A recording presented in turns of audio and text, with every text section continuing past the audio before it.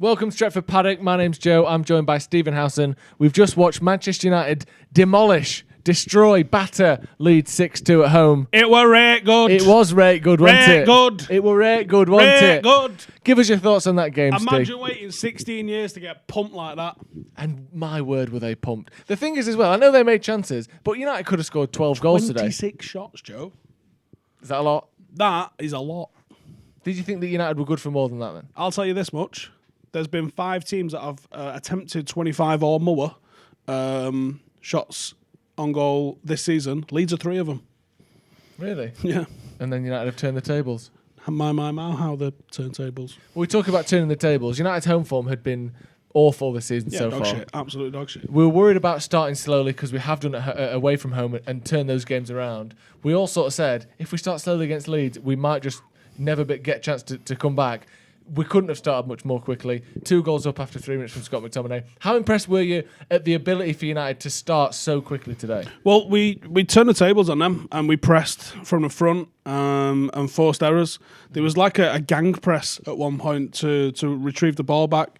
That's not as sexy as it sounds, is it? No, I don't think so. What is a gang press? For those who don't know, there was like 3v1 on one player, just completely shut him down. It's a massive gamble because if you've got a good player that can switch the ball, if I can't remember who it was that was in possession. I think it was one of the centre halves. It might be one of the fullbacks. But if he's alert, he's aware, he's got a good touch, he turns, he knocks it back into defence. Quickly, football play should always be counting, just obsessively counting. 3 there, 4 there, 1 there, 2 there. Like just seeing where the numbers are on a pitch. And if you're a good centre half and a good fullback pair, a good leader's going to be like, give me the ball. And then they're going to switch the play because you've got 4 players literally right there, which means that there's got to be an overload somewhere on the pitch. That didn't happen. United won the ball, and we go and create a chance, and what a finish from Scott McTominay. Unbelievable, Jeff. Unbelievable. We saw it against Arsenal, that kind of edge-of-the-box finish. But for me, the most impressive one was that second one, making that run into the box. You never see that from Scott McTominay. If you go all the way back to the start of that goal, started in our half, and there was some phenomenal give-and-go one-touch football. Fred driving it through the middle, acres of space. That's one thing this Leeds team gives you. They're oppressive in their final third, and they can win the ball back quite high, but they are fragile at the back. They do concede chances. They do concede opportunities. You can get round them, and I think we said it in the opposition scout report. United match up with these quite well if we can take those chances, but I was worried about lack of form in our forwards, lack of fitness in our forwards. Can United make what we've got in our favour pay? And actually, we did that in buckets. Yeah, we did. And to get all those goals, and like I said, it could have been 10, 11, 12 goals. There was a point in the second half where we had about 5 shots on target in about 3 minutes. Last 10 minutes, I reckon Ollie goes in and probably gives them a bit of a rocket, actually, because last 10 minutes was kind of shit, really, in the grand scheme of things. There were so many opportunities, and we just wasted them. People now talking, we've seen stats from all the major news sites, we've seen it on Twitter, we've seen it all over the place. United's position in the table, United's points total in the table, United's distance from top in the table, which is as close as it's been in recent memory. We talk about it after pretty much every game because we're winning pretty much every game in the league at the minute. How are you looking? How are you thinking for the rest of the season? Top of the table, title charge, all that sort of thing. Give me your thoughts on that. Title charge you can't even talk about for another 10 or more games. Right. Maybe 25 games in, then let's see. United could be top of the table by the end of the year, though. Top of the table, not talking about games in hand, top of the table. We play Leicester next, Boxing Day. We're getting smashed for that, by the way. So suggest you drinking games. And I mean smash-ettoed for that. Okay. Potentially cancelled. That's what we're going for. That's the barrier we're going for. Anyway, United... We'll see about that. Could overtake Leicester by beating them. Yeah. Would overtake Leicester by beating them. Would overtake Leicester by beating them. If Liverpool drop points, then United win their game in hand and we are top. Like, if we then go win our next game... and they drop points again, they could lose one and draw one, and we're top. That's not a crazy amount of connotations to throw in. Well, if you want to put it in another way, the fact that we are 2 points behind Liverpool and we're still to play them, if we win our game in hand. It's in our hands. As much as it's 12 games in, 13 games in, it's ridiculous to say that, but we don't have to really rely on Liverpool dropping 9 points, 10 points, whatever it may be, as it has been at this stage of the season so far. It's a brilliant position to be in, and Fergie always used to put such an emphasis over those Christmas games, and you talk about starting the year. If United are within 2, 3, 4, 5 points to the top by the start of the year, then you can maybe start looking 25 games in. That's another 11 games for United, and I think there's a lot of, obviously there's over 30 points to play for with that. So I think that's you're going to see a massive shift. You might not. You might see people just generally picking up an average of 2 points per game each as we move towards that. But you might see someone. I mean, United was gone 6 weeks ago. United was like all of the debates about whether the manager should stay, this, that, and the other. Now we're right in the mixer there. As always, a little bit of patience goes a long way, and I think if United can just maintain, well, we've only got this to focus on before Europa comes back. If United are 25 games in and United are within a point of 2 of top, then the league has to be our priority. And I'd play fucking me and you in Europa League. Oh, I'd love that, wouldn't you? Yeah. We've gone for it. Playing up front, fuck it. Yeah. If I'm getting a game, I'm not going to be good anywhere. At least I might have a chance of nodding one in. Yeah, and scoring a goal is better than being like, well, I conceded 3 on my debut. Yeah, because I would do anyway. Yeah, fair play.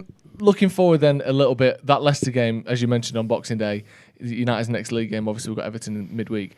What a massive game that is now. Huge. Because, we saw them beat Tottenham today, who have now lost 2 games in a row. Chelsea have dropped points in their last 2 games as well. That Leicester game, because this season, who knows what the points tally will be. We know that Leicester can be there or thereabouts. Massive game, that, innit? It's huge because they do have the ability to beat you, but we've done pretty well against them with Ollie, to be fair to us. Whether or not we can keep that run going, all runs are going to come to an end at some point. I fear that we might get caught out this time, but I've been nervous coming into a lot of games, and do you know what? It's good to actually be coming into these games nervous and being proved a little bit wrong, and seeing United just continue this absolute juggernaut of form that we're in. And I'd love to be shitting myself again come Boxing Day. I don't think I will, because I'm going to be fucking ruined by the time the team news comes out. Not because of nerves. Yeah, and what a great way that would be to celebrate moving up into second and being... This is unlike the Jose second. We was out of it already. I think it was 8 or 9 points off by Christmas. We haven't been, like I said, we haven't been in touching distance at the top of the league by this point since Fergie was here, since we won the league in 2013. That's the last time we've been within touching distance at Christmas. The only worry is, I mean, I'm not even going to get carried. I was going to say the only worry is that Liverpool carried away. Yeah, Liverpool have got all their players to come back. They've ridden out a horrendous injury and they're still top of the league. That's pretty good form on their point of view. Yeah, they've been good. So, but you know what? Coming second to them this year, still progress. Coming second and being within touching distance of them. How many points did they get last year?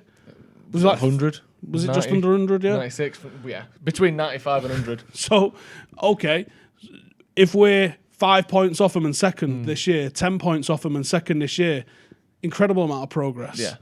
And then, I said it upstairs before. Can you imagine if we'd have had Haaland in this team, who Ollie clearly wanted, Sancho in this team? Some of those games we've dropped points, we don't drop points. Some of them we probably still do. I don't think we turn around that 6-1 at Tottenham because we were awful. But I think some of those games we might pick up points and we may be a little bit closer. And I don't think we're anywhere near the finished article. And if we did win the league this year, it wouldn't be because we was absolutely the best team with the best squad. It would be because we got pretty lucky. We relied on others dropping points and maybe we hit a couple of nice patches of purple form. But I think that as long as progress is being made, which it undoubtedly is, I think you have to back the lads, back the manager, and hope that the board does the same by getting the guy the players that he needs. And like they've got so many players that might as well not be part of the squad at the moment. Jesse and Rojo and Phil Johns and all of these guys. What are you doing here? Yeah. Bring in some people that are going to be on the squad list and are actually productive and actually turn out for Manchester United, because I worry that without the pre-season, with our last season ended, burnout's on the horizon for a lot of people, and maybe that I don't know the reason why, and I'm not suggesting it, but maybe one of the reasons why we're not seeing Van der Beek played as much as possible is because Ollie's anticipating giving someone a proper bit of time off at some point. I don't know. Yeah, maybe. And quickly speaking before we go, because I think it's worth mentioning, in terms of these squad players who can come in and do a job and be part of winning teams, Dan James today I thought looked not world class, not the best player on the pitch by any means, but better than he has done in recent performances for United. And just the fact that he can give Mason a rest, or maybe in the future Rashford a rest, and still be part of a team that wins 6-2 and be a big part of that as well. I thought he looked really good. You're looking at squad players, but were you impressed with Dan James today? That was an all right game. Yeah, I don't think he dragged us in any sort of stretch of the imagination. Scored a good goal, megged the keeper. It was a bit of a threat. Was getting in some good places. Again, I think there's more to his end product, and maybe that's why he is a squad player rather than a first choice player. But yeah, ultimately, that's what you want your squad players to come and do. I'm not going to call on you every week. When I call on you, I want you to put 110% in, and maybe you can get on the score sheet and someone else had the night off and jobs are good. And he did that today, so fair play. Yeah. Okay, right, that's going to be all from us. Man United will be, within touching distance of the top of the league by Christmas. How remarkable is that to say? Imagine we finish 5th now. Well, we might still finish 5th, but that's why you've got to enjoy it as it goes along, because anything could happen, as we know, watching Manchester United. Thank you very much for joining us at home. Cheers for joining me here, Stephen, as well. Man United thumped Leeds 6-2. Stephen Howson's happy. See you in a bit. Head over to stretfordpaddock.bigcartel.com and check out the Paddock merch. And for a short time, you can get 20% off orders with 2 items or more using the code Paddock20. Go get on it.